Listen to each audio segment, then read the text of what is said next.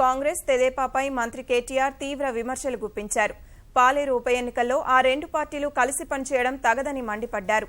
తుమ్మలను గెలిపిస్తే రాష్ట్రంలోనే పాలేరు అగ్రశ్రేణి నియోజకవర్గంగా ఎదుగుతుందని కేటీఆర్ హామీ ఇచ్చారు. తుమ్మల అభ్యర్థిత్వం ఖరారుతో అభివృద్ధిపై ప్రజలకు విశ్వాసం ఏర్పడిందన్నారు. గోదావరి జలాలను భవిష్యత్తులో నియోజకవర్గానికి అందించేందుకు భక్తరామదాసు ప్రాజెక్టును చేపట్టామని రోడ్లు భవనాల శాఖ మంత్రి పాలేరు అభ్యర్థి తుమ్మల నాగేశ్వరరావు స్పష్టం చేశారు.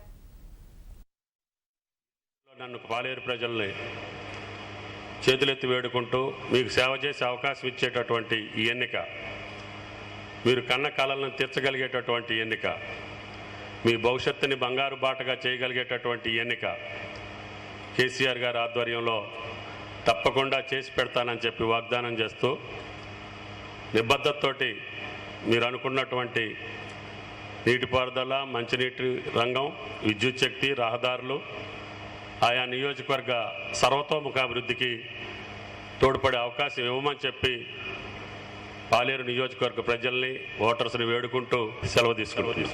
నిన్నగాక మొన్న నారాయణఖేడ్లో లేని సాంప్రదాయం కాంగ్రెస్ తెలుగుదేశం పోటీ చేసినప్పుడు, మొన్న నందిగామలో లేని సాంప్రదాయం ఈరోజు పాలేరులోనే ఎందుకు వచ్చింది అనే ఒక ప్రశ్నకి ఈరోజు వరకు కూడా కాంగ్రెస్ కానీ తెలుగుదేశం కానీ సమాధానం చెప్పలేని అవస్థలో ఉన్నారు.